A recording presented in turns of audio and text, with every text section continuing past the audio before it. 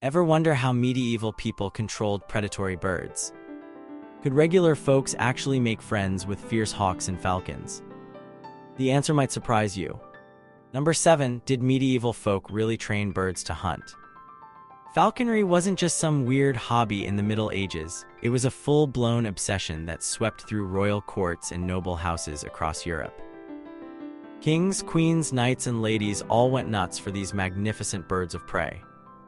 They'd spend crazy amounts of gold on the perfect falcon and literally design their clothes with special leather patches just so their feathered hunting partners could perch on their arms without shredding their fancy outfits. Back in medieval times, falconry wasn't just about showing off your wealth. It was serious business and super practical too. Before guns were widely available, trained birds of prey were one of the most efficient ways to hunt. A well-trained peregrine falcon could dive at speeds over 200 mph to snatch a duck right out of the sky. Just imagine being a medieval lord or lady, riding through the countryside with your falcon, watching it soar into the heavens before it came crashing down on unsuspecting prey. Talk about an adrenaline rush. Frederick II of Hohenstaufen, Holy Roman Emperor, was so obsessed with falconry he wrote an entire book about it called De Art Venandi cum Avibus, The Art of Hunting with Birds in the 1240s. This wasn't just some pamphlet, it was a massive, detailed manual covering everything from bird biology to training techniques. Frederick didn't just copy what other people said, he conducted his own experiments and observations. The dude was basically a scientist centuries before science was even a thing. Number 6. How did they snatch wild falcons from the sky? Did medieval falconers really climb dangerous cliffs to steal baby birds? Yep, they sure did. The most dedicated falconers or their hired help would scale treacherous cliff faces just to reach nests of the most prized species. These nest robbers risked life and limb dangling from ropes hundreds of feet in the air.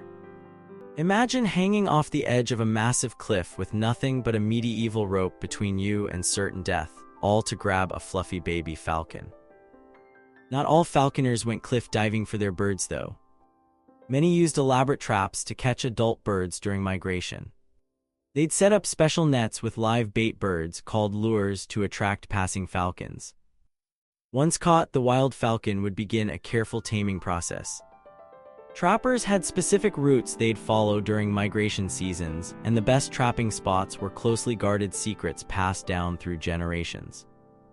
The price of these birds would make your jaw drop. A gerfalcon, the biggest and most prestigious falcon species, could cost as much as a small country estate. These massive white birds from the far north were so valuable that they were given as diplomatic gifts between kings. In fact, the King of Denmark once paid off an entire royal debt to the King of England with just 6 white gerfalcons. Talk about inflation. Number 5. Could women really be falconers too? Were medieval ladies stuck doing boring embroidery while men had all the falconry fun? Absolutely not. Women were actually major players in the falconing world. Medieval paintings and tapestries often show noblewomen with falcons perched on their gloved hands. These ladies weren't just posing with the birds either, they were actively training and hunting with them. Eleanor of Aquitaine, one of the most powerful women of the Middle Ages, was known to be an enthusiastic falconer. She even brought falconry traditions from the south of France to the English court when she married Henry II. Lady Juliana Berners wrote the Book of St. Albans in 1486, which included detailed sections on falconry, proving that women weren't just participants but also authorities on the subject. Women typically favored smaller birds like merlins, which were perfect for hunting birds like larks. These smaller falcons were sometimes called lady hawks because of this association.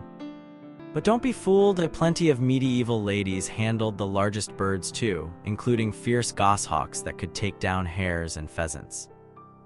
Next time someone tells you hawking was a man's sport, point them to the countless medieval illustrations showing women ruling the falconry scene.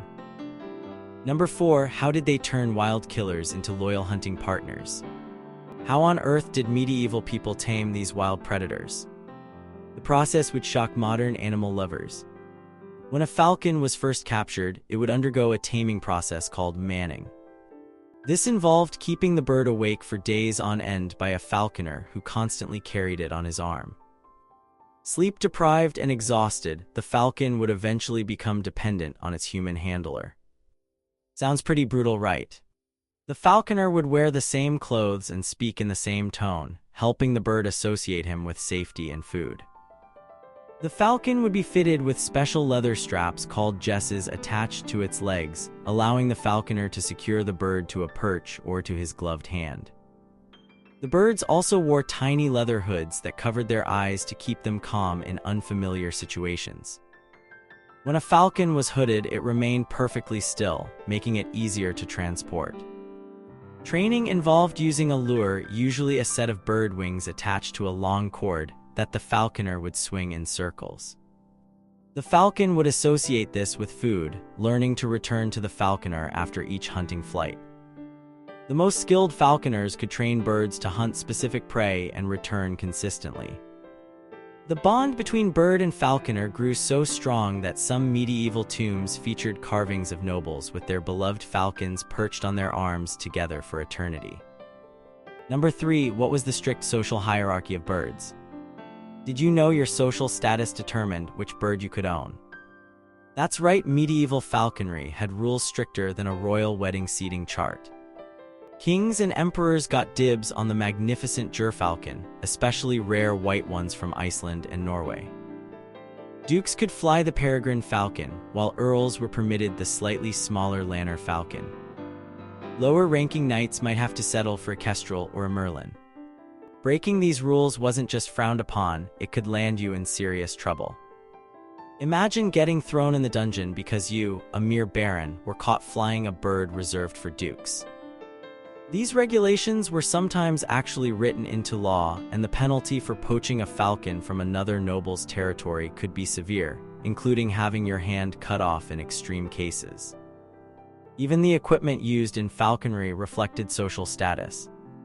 The perches, hoods, jesses, and gloves were often decorated with precious metals and jewels for the highest-ranking nobles. A king's falconry gear could be worth a fortune, with gold-embroidered hoods and jewel-encrusted perches. Falconry wasn't just a hobby, it was a very visible way to flaunt your position in society. Number 2. What did medieval falconry mean for medieval medicine? Would you believe falcons helped advance medieval medicine? It sounds crazy, but it's true. Medieval falconers became experts in bird health and developed sophisticated treatments for their valuable birds. When your falcon was worth more than your house, you didn't just let it die from a simple illness. Falconry treatises contained extensive sections on falcon diseases and cures, some of which were surprisingly effective. Falconers understood bone-setting techniques to fix broken wings and used special herbal remedies for various ailments. They even performed basic surgeries on their birds. Some historians believe these veterinary practices eventually influenced human medicine as well. After all, if a poultice of certain herbs helped heal a falcon's wound, maybe it would work on humans too. The Emperor Frederick II's falconry manual included detailed anatomical drawings of birds that were remarkably accurate for the time. He documented the internal organs and skeletal structure of various falcon species, showing an understanding of anatomy that was ahead of his time. His work emphasized observation and experimentation rather than relying on ancient texts, an approach that would later become the foundation of modern science. Number 1. How did falconry change language and culture forever? Did you know we use falconry terms every day without realizing it? The phrase, "wrapped around my little finger," comes directly from falconry. It refers to how the falcon's jesses would be wound around the falconer's pinky finger for security. When we say someone is under my thumb, that's another falconry reference to how birds were held securely. The impact goes way beyond just a few phrases. Terms like haggard, originally describing an adult wild-caught falcon, fed up, referring to when a hawk had eaten enough and wouldn't hunt anymore, and waiting with bated breath, from baiting, when a falcon flutters off the fist but is restrained by its jesses, all come from this medieval passion. Falconry even shaped courtship and romance in the Middle Ages. In many medieval poems and stories, the falcon became a symbol for the male lover, while female characters were often compared to gentler birds. The entire cultural concept of courtly love, with its rules of pursuit and eventual capture, mirrors the relationship between falconer and falcon. The art of taming a proud, wild creature became a metaphor for romantic conquests in countless medieval tales. The legacy of falconry extends into our art, literature, and cultural consciousness in ways we rarely recognize. Even today, falconry continues as a living heritage practiced around the world. Modern falconers use many of the same techniques and equipment designs that their medieval predecessors developed centuries ago. But the question remains, in our modern world of digital entertainment and instant gratification, can we truly understand the patience and dedication that medieval people devoted to mastering the ancient partnership between humans and birds of prey?